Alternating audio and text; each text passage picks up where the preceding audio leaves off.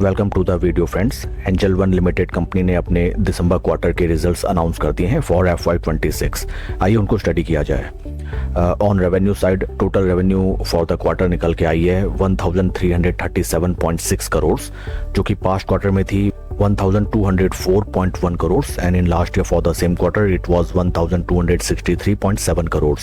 Percentage terms में अगर हम देखें क्वार्टर ऑन क्वार्टर 11.08% की इंक्रीमेंट, जबकि वाई ऑन वाई बेसिस 5.84% की इंक्रीमेंट कंपनी ने रजिस्टर की है इन दिसंबर quarter.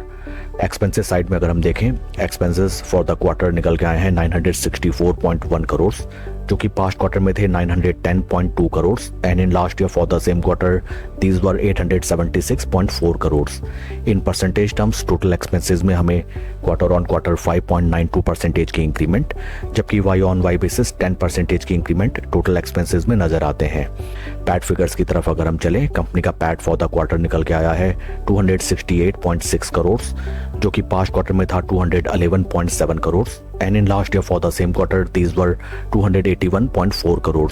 In percentage terms quarter on quarter 26.9% की जबरदस्त इंक्रीमेंट, जबकि वाई ऑन वाई बेसिस 4.5% की डी ग्रोथ दिखाई देती है।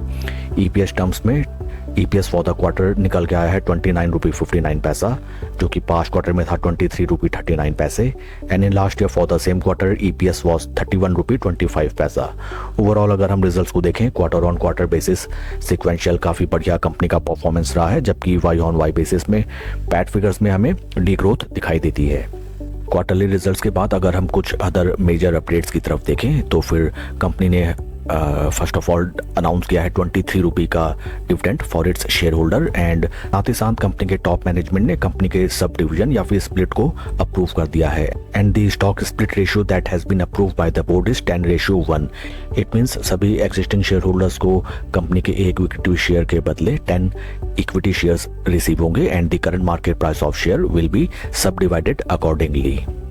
कंपनी के फंडामेंटल्स को अगर हम देखें, right now stock is trading at a P of 29.3, जबकि इंडस्ट्री का पी है 40.7। पी वैल्यूएशन वाइज स्टॉक में अभी भी काफ़ी अच्छा खासा स्कोप एंड मार्जिन दिखाई देता है अपसाइड मूवमेंट का, जबकि current market price of share is 2525.4। आइए अब हम चलते हैं स्टॉक के टेक्निकल चार्ट पैटर्न की तरफ।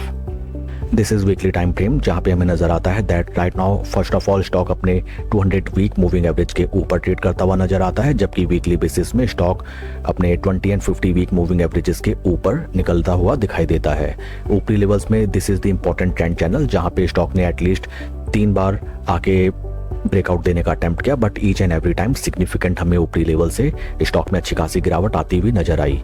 साइकोलॉजिकल पॉइंट अगर हम देखें, ईच टाइम जब भी स्टॉक में गिरावट आई तो पिछले टाइम से कंपैरिजन में वो रिलेटिवली काफ़ी कम थी और इस बार की जो गिरावट थी वो हमें परसेंटेज टर्म्स में काफ़ी कम दिखाई दी।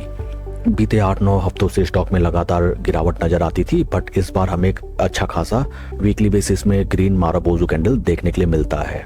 कल के ट्रेडिंग सेशन में स्टॉक अगर अपने इसी मोमेंटम को कैरी फॉरवर्ड करता है देन इस स्टॉक में अच्छे खासे हमें रिटर्न्स आते हुए नजर आ सकते हैं, जो कि ऊपरी लेवल में हमें up to these price levels के टारगेट दे सकते हैं within a shorter duration of time.